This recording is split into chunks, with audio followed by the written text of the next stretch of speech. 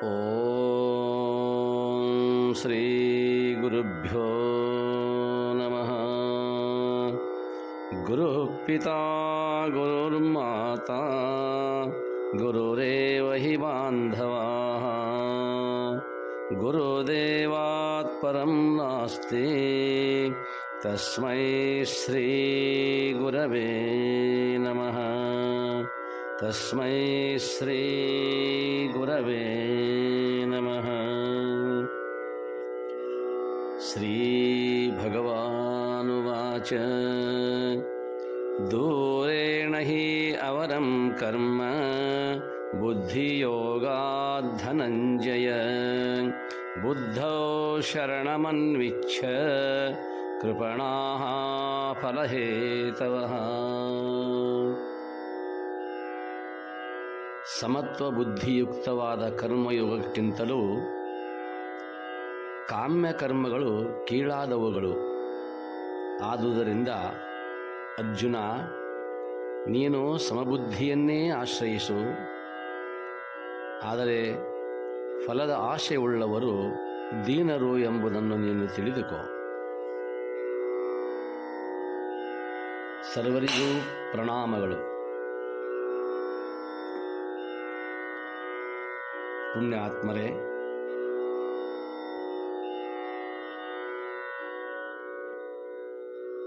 ಅರ್ಜುನನು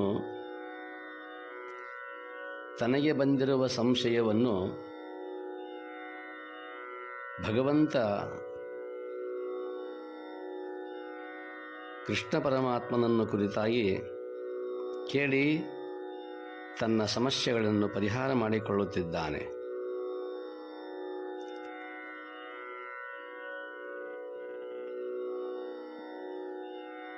ದೇವ, ಈ ಕರ್ಮ ಮಾಡುವುದು ತಪ್ಪೆ? ಫಲಾಪೇಕ್ಷೆಯೇ ಕರ್ಮದ ಉದ್ದೇಶ ಇರುವಾಗ ಅದನ್ನೇಕೆ ನೀನು ತಿರಸ್ಕರಿಸುತ್ತೀಯಾ? ಇದು ನನಗೆ ತಿಳಿಯದಾಗಿದೆ ಎಂದು ಹೇಳಿದಾಗ ಭಗವಂತ ಹೇಳುತ್ತಾನೆ, ದೂರೇಣ ಹಿ ಅವರಂ ಕರ್ಮ ಬುದ್ಧಿಯೋಗಾತ್ ಧನಂಜಯ. ಇಲ್ಲಿ ಬುದ್ಧಿಯೋಗಾತ್ ಎಂಬ ಶಬ್ದ ಬಹಳ ಮುಖ್ಯವಾದುದು. ಬುದ್ಧಿಯೋಗಾತ್ ಅಂದರೆ ನಿಷ್ಕಾಮ ಕರ್ಮಯೋಗಕ್ಕಿಂತಲೂ ಈ ಕಾಮ್ಯ ಕರ್ಮವು, ಅಂದರೆ ಕರ್ಮ ದೂರೇಣ ಹಿ ಅವರಂ ಕರ್ಮ.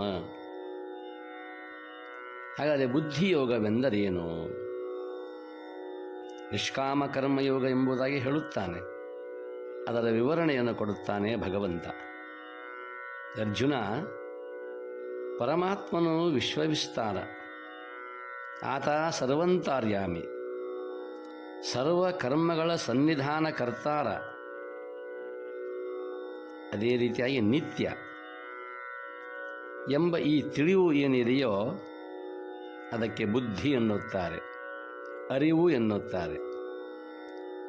ಈ ಅರಿವಿನಿಂದ, ಈ ತಿಳಿವಿನಿಂದ ಕರ್ಮವನ್ನು ಆಚರಿಸುವುದು ಬುದ್ಧಿಯೋಗ.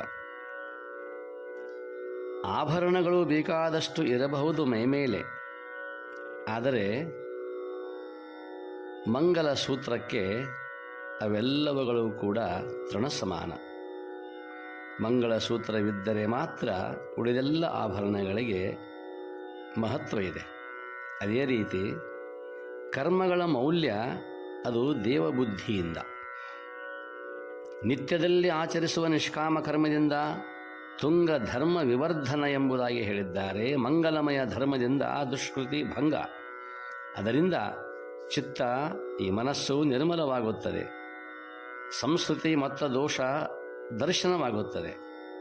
ಅದರಿಂದ ವೈರಾಗ್ಯ ಉಂಟಾಗುತ್ತದೆ. ಮುಕ್ತಿಯ ಒಲವು ಅದರಿಂದ ಪ್ರಾಪ್ತವಾಗುತ್ತದೆ. ಅದು ಕರ್ಮದ ಉಪರತಿ. ಅದರಿಂದ ಸುಜ್ಞಾನ, ಅದರಿಂದ ಮರವೇ ಅಳೆಯುವುದು, ಭೇದ ಬುದ್ಧಿ ಕೆಡುವುದು, ಹಾನೋಪಾನ ದಾನವುಳ್ಳ ವಿಷಯ ವಿಕೃತಿ ಹೋಗುವುದು. ಆಗ ರಾಗ ವೈರಗಳು ತೊಲಗುವವು.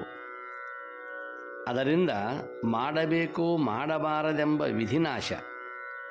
ಆಗ ಪುಣ್ಯ ಪಾಪ ಕರ್ಮ ಎಲ್ಲವುಗಳೂ ಕೂಡ ವಿಲಯನವಾಗಿ ಹೋಗಿಬಿಡುತ್ತವೆ. ಅದು ಹೋದಾಗ ದೇಹ ಭಾವ ನಾಶವಾಗುತ್ತದೆ. ಆಗ ಸಂಸ್ಕೃತಿಯ ನಿರಾಕರಣ, ಅಂದರೆ ಜನನ ಮರಣಗಳ ನಿರಾಕರಣ, ಸಹಜ ಅವಸ್ಥೆ ಪ್ರಾಪ್ತಿ, ಅಲ್ಲಿ ಅವರ್ಣನೀಯವಾದ ಸುಖವಿದೆ. ಅರ್ಜುನ, ಸಕಾಮ ಕರ್ಮದಲ್ಲಿ ವ್ಯವಸಾಯಾತ್ಮಕ ಬುದ್ಧಿ ಇಲ್ಲ. ಅಂಕುಶವಿಲ್ಲದ ಆನೆ ಗುರಿಯನ್ನು ತಲುಪಲಾರದು. ಅದಕ್ಕೆ ಅಂಕುಶ ಬೇಕೇ ಬೇಕು. ಅಂಕುಶವನ್ನು ಕಂಡರೆ ಆನೆಗೆ ಭಯ. ಏಕೆಂದರೆ ಅಂಕುಶವೆಂದರೆ ಅದು ಸಿಂಹದ ನಖವಿದ್ದಂತೆ, ಸಿಂಹದ ಉಗುರುಗಳಂತೆ ಕಾಣುತ್ತದೆ ಆ ಅಂಕುಶ. ಹಾಗೆಯೇ ಈ ವ್ಯವಸಾಯಾತ್ಮಿಕ ಬುದ್ಧಿ ಅನ್ನುವುದು ಹಾಗೆ ಇದೆ. ತಿಳಿವಿಲ್ಲದೆ ಮಾಡಿದ ಸಕಾಮ ಕರ್ಮಗಳು ಶಾಂತಿಯನ್ನು ನೀಡಲಾರವು. ಸಕಾಮಿಯಾದವನು ಕ್ಷುಲ್ಲಕ ವಿಷಯ ಪ್ರಾಪ್ತಿಗಾಗಿ ಯಜ್ಞ ಮಾಡುತ್ತಾನೆ, ನೂರಾರು ನಿಷ್ಪಾಪಿ ಪ್ರಾಣಿಗಳ ಬಲಿ ಕೊಡುತ್ತಾನೆ. ಅವನಲ್ಲಿ ದಯೆ ಇಲ್ಲ, ಪರೋಪಕಾರ ಬುದ್ಧಿ ಇಲ್ಲ. ಅವನ ಒಳಗೆಲ್ಲ ಗರ್ವಧೂಮ ತುಂಬಿದೆ. ವಿವೇಕದೃಷ್ಟಿಹೀನನಾದ ಅವನು ಸಂಸಾರ ಮಹಾಕಂದರದಲ್ಲಿ ಬಿದ್ದಿದ್ದಾನೆ. ಅವನನ್ನು ದುಃಖ, ಭಯ, ಚಿಂತೆಗಳು ಆವರಿಸಿಬಿಟ್ಟಿವೆ. ಆದರೆ ನಿಷ್ಕಾಮ ಕರ್ಮ ಹಾಗಲ್ಲ ಅರ್ಜುನ. ಈ ನಿಷ್ಕಾಮ ಕರ್ಮವು ಮೋಚಕವಾದದ್ದು, ವಿಮೋಚನೆ ಉಳ್ಳದ್ದು, ಶಾಂತಿದಾಯಕವಾದದ್ದು ಹಾಗೂ ಪವಿತ್ರವಾದದ್ದು. ಈ ಸಕಾಮ ಕರ್ಮವು ಬಂಧನಕ್ಕೆ ಈಡು ಮಾಡುವಂಥದ್ದು, ಬಂಧನಕಾರಿಯಾಗಿರುವಂಥದ್ದು. ಅಷ್ಟೇ ಅಲ್ಲ, ಇಲ್ಲಿ ಶಾಂತಿಯೇ ಇಲ್ಲ, ಅಶಾಂತಿದಾಯಕವಾಗಿರುವಂಥದ್ದು ಹಾಗೂ ಅಪವಿತ್ರವಾಗಿರುವಂಥದ್ದು. ನೋಡಿ, ಒಂದು ಅಂದರೆ ನಿಷ್ಕಾಮ ಕರ್ಮ ಇದು ತಾರಕ, ದಾಟಿಸುತ್ತದೆ ಈ ಜೀವನನ್ನು. ಮತ್ತೊಂದು ಮಾರಕ ಸಕಾಮ ಕರ್ಮ, ಅದು ಬಂಧನಕ್ಕೆ ಒಳಗಾಗಿ ಮಾಡುತ್ತದೆ. ಅವೆರಡಕ್ಕೂ ಅಜಗಜಾಂತರವಾದ ವ್ಯತ್ಯಾಸವಿದೆ. ನಿಷ್ಕಾಮ ಕರ್ಮದ ಎದುರು ಈ ಸಕಾಮ ಅತಿ ಕೀಳಾಗಿ ಕಾಣುತ್ತದೆ. ಇದು ಬುದ್ಧಿಯೋಗಾತ್ ಎಂಬ ಪದಕ್ಕೆ ವಿವರಣೆ. ಇನ್ನು ಕೃಪಣಾಃ ಫಲಹೇತವಃ ಎಂಬ ಶಬ್ದವನ್ನು ಕೊನೆಯದಾಗಿ ಶ್ಲೋಕವನ್ನು ಮುಕ್ತಾಯ ಮಾಡುವಾಗ ಹೇಳುತ್ತಾನೆ. ಫಲಹೇತುವಿನಿಂದ ಶ್ರಮಿಸುವವರೇ ಕೃಪಣರು. ಕೃಪಣರು ಎಂದರೆ ಲೋಭಿಗಳು, ದೀನರು, ದರಿದ್ರರು. ಈ ಶಬ್ದವನ್ನು ಭಗವಂತ ಉಪಯೋಗಿಸುತ್ತಾನೆ. ಕೃಪಣಾಃ ಫಲಹೇತವಃ. ಕೃಪಣಾಃ ಎಂದರೆ ಲೋಭಿಗಳು, ಕೃಪಣರು, ಇದ್ದುದನ್ನು ಅನುಭವಿಸುವ ಹಾಗಿಲ್ಲ, ದುರಾಶೆ ಉಳ್ಳವರು. ನೋಡಿ, ಒಬ್ಬ ಶ್ರೀಮಂತ ಬಹಳಷ್ಟು ದುಡಿದಿದ್ದಾನೆ, ಗಳಿಸಿದ್ದಾನೆ. 80ರ ವಯಸ್ಸು ಆತನಿಗೆ. ಸರಿ, ಸಂಪದ ಯಾವುದಕ್ಕೂ ಕೊರತೆ ಇರಲಿಲ್ಲ. ಆದರೆ ಜೀವನದಲ್ಲಿ ಅವನಿಗೆ ಎಳ್ಳಷ್ಟೂ ಕೂಡ ತೃಪ್ತಿ ಇರಲಿಲ್ಲ. ಎಲ್ಲರಿಗಿಂತಲೂ ಹೆಚ್ಚು ಗಳಿಸಬೇಕೆಂಬ ಆಸೆ ಅವನಿಗೆ. ಆ ಕಾರಣಕ್ಕಾಗಿ ಓರ್ವ ಸಂತರ ಬಳಿ ಹೋಗುತ್ತಾನೆ. ಇವನು ಬಂದದ್ದನ್ನು ನೋಡಿದ, ಇವನಲ್ಲಿ ಇರುವ ಆಶಾಭಾವನೆಯ ಆ ಮುಖವನ್ನು ನೋಡಿದಾಗ ಸಂತರಿಗೆ ಅನಿಸುತ್ತದೆ, ಇವನಲ್ಲಿ ಏನೋ ಬೇಡಿಕೆ ಇದೆ ಎಂದು. ಸಂತ ಕೇಳುತ್ತಾನೆ, ಬಂದ ಕಾರಣವೇನೋ? ಶ್ರೀಮಂತ ಹೇಳಿದ, ಬಡತನದ ಬೇಗೆಯಲ್ಲಿ ಬೆಂದು ಹೋಗಿದ್ದೇನೆ. ಸಂತ ಕೇಳಿದ, ಅದೆಂಥ ಬಡತನ ನಿನಗೆ? ಶ್ರೀಮಂತ ಹೇಳುತ್ತಾನೆ, ನೆರೆಮನೆಯವರ ಮನೆ 7-8 ಅಂತಸ್ತಿನದು, ನನ್ನದು ಕೇವಲ 2 ಅಂತಸ್ತಿನ ಮನೆ. ಇವನು ಕೃಪಣ, ಇವನು ದೀನ, ದರಿದ್ರ, ಲೋಭಿ, ಮಹಾದುರಾಶೆ ಉಳ್ಳವನು. ಸಂತರು ಆತನ ಲೋಭವನ್ನು ಕಂಡು, ಆತನ ಕೃಪಣತೆಯನ್ನು ಕಂಡು ಮರುಗುತ್ತಾರೆ. ಇರುವುದನ್ನು ಅನುಭವಿಸುವುದನ್ನು ಬಿಟ್ಟು ಇರದುದಕ್ಕೆ ಆಸೆ ಪಟ್ಟಿದ್ದಾನಲ್ಲ ಈ ಮುದುಕ. 80ರ ವಯದ ಈ ವಯಸ್ಸಿನಲ್ಲಿ ಗಳಿಸಿ ಮಾಡುವುದೇನೋ ಇವನು. ಅದಕ್ಕಾಗಿಯೇ ಮುದ್ದುರಾಮ ಹೇಳುತ್ತಾನೆ, ಗಾಣದೆತ್ತಿನ ತೆರದಿ ಬರಿದುಡಿಯುತ್ತಿರೆ ನೀನು, ಕುಳಿತು ಉಣುವುದಾವಾಗ ಭಂಗೆ ನೆರಳಲ್ಲಿ ರವಿ ಮುಳುಗಿ ದಿನ ಅಳಿದು ಸರಿ ಕತ್ತಲಾದೀತೋ ಇರುವುದನ್ನು ಅನುಭವಿಸು ಮುದ್ದು ರಾಮ. ಗಾಣದೆತ್ತಿನ ತೆರದಿ ಬರಿ ದುಡಿಯುತ್ತಿರೆ ನೀನು. 80 ವರ್ಷ ದುಡಿದಿದ್ದಾನೆ, ಅವನಿಗೆ ಇನ್ನೂ ಗಳಿಸಬೇಕೆಂಬ ಆಸೆ. ಕುಳಿತು ಉಣುವುದಾವಾಗ ಭಂಗೆ ನೆರಳಲ್ಲಿ, ತಂಪಾದ ಆ ನೆರಳಿನಲ್ಲಿ ಕೂತುಕೊಂಡು ಗಳಿಸಿದ ಆ ಸಂಪತ್ತನ್ನು ಉಣ್ಣುವುದು ಯಾವಾಗ? ರವಿ ಮುಳುಗಿ ದಿನ ಅಳಿದು ಸರಿ ಕತ್ತನಾದೀತೋ ಇರುವುದನ್ನು ಅನುಭವಿಸು ಮುದ್ದು ರಾಮ. ಸಂತರು ಹೇಳ್ತಾರೆ, ಚಿಂತೆ ಇಲ್ಲ, ನಿನಗೆ ಎಷ್ಟು ಬೇಕೋ ಅಷ್ಟು ಹರಳುಗಳನ್ನು ಆರಿಸಿಕೊಂಡು ಬಾ, ಆದಷ್ಟು ಬೇಗ ಬಾ, ಅದನ್ನೆಲ್ಲ ರತ್ನ ಮಾಡಿಕೊಡುತ್ತೇನೆ ಎಂದರು ಸಂತರು. ಆಗಲಿ ಪೂಜ್ಯರೇ ಎಂದು ಮನೆಗೆ ಹೋದ ಸಿರಿವಂತ. ಒಂದು ಕ್ಷಣವೂ ಬಿಡದೆ ಹಗಲು ರಾತ್ರಿ ಹರಳುಗಳ ಕೂಡಿಸಲು ತೊಡಗಿದ. ಆರಿಸಿಯೇ ಆರಿಸಿದ. ಆದರೆ ವರ್ಷ ಕಳೆದರೂ ಈತ ಹರಳುಗಳನ್ನು ಕೂಡಿಸುವುದು ಮುಗಿಯಲೇ ಇಲ್ಲ. ಮನುಷ್ಯನ ಆಶೆಗೊಂದು ಕೊನೆ ಎಲ್ಲಿದೆ? ಸಂತರು ಈತನ ದಾರಿ ನೋಡಿ ನೋಡಿ ಹಿಮಾಲಯಕ್ಕೆ ಹೊರಟು ಹೋಗಿಬಿಟ್ಟರು. ಸಿರಿವಂತನ ಪಾಲಿಗೆ ಉಳಿದದ್ದು ಏನು? ಮುತ್ತು ರತ್ನಗಳೆಲ್ಲ ಬರೀ ಕಲ್ಲುಗಳು, ಬರೀ ಹರಳುಗಳು. ಹೊನ್ನಾಗಬೇಕಾಗಿದ್ದ, ಚಿನ್ನದ ಗಣಿಯಾಗಬೇಕಾಗಿದ್ದ ಆತನ ಜೀವನ ದುರಾಶೆಯಿಂದ ಕಲ್ಲು ಮಣ್ಣಿನ ರಾಶಿಯಾಗಿತ್ತು.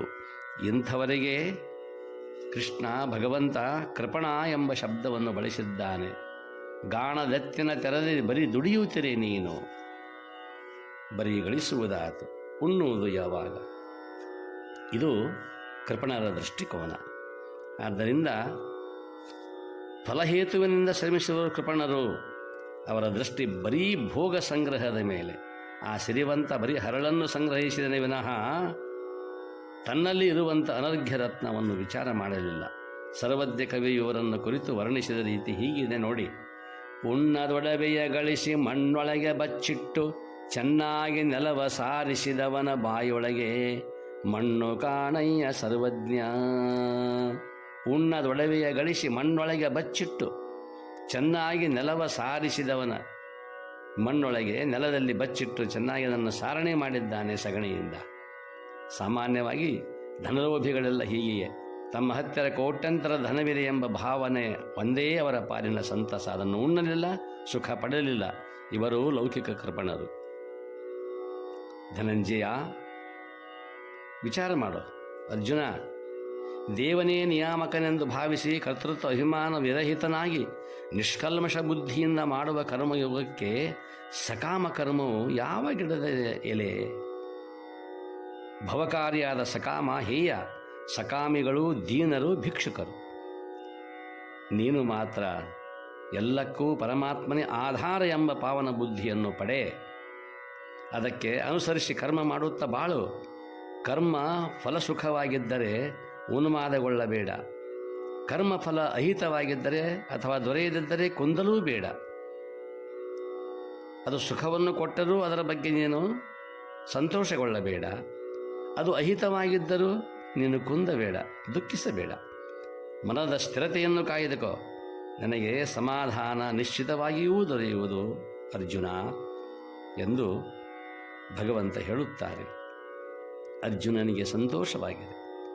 ಆದರೂ ಅಪ್ಪ ಭಗವಂತ, ಕರ್ಮಯೋಗಿಯೇ ಈ ಪಾಪ ಪುಣ್ಯಗಳು, ಸ್ವರ್ಗ ನರಕಗಳು ಬಾಧಿಸುವುದಿಲ್ಲವೇ? ನೋಡಿ ಅವನ ಪ್ರಶ್ನೆ. ಇಂಥ ನಿಷ್ಕಾಮ ಕರ್ಮಯೋಗಿಯೇ ಆಕಸ್ಮಿಕವಾಗಿ ಪುಣ್ಯ ಮತ್ತು ಪಾಪ, ಸ್ವರ್ಗ ನರಕ ಇವುಗಳ ಏನಾದರೂ ಬಾಧೆಯನ್ನು ಕೊಡುವ ಸಾಧ್ಯತೆ ಉಂಟೆ ಎಂಬ ಪ್ರಶ್ನೆ ಇದೆ. ಅದಕ್ಕೆ ಉತ್ತರ ನಾಳೆ ನೋಡೋಣ. ಸರ್ವರಿಗೂ ಪ್ರಣಾಮಗಳು. ಓಂ ಶಾಂತಿ ಶಾಂತಿ ಶಾಂತಿ.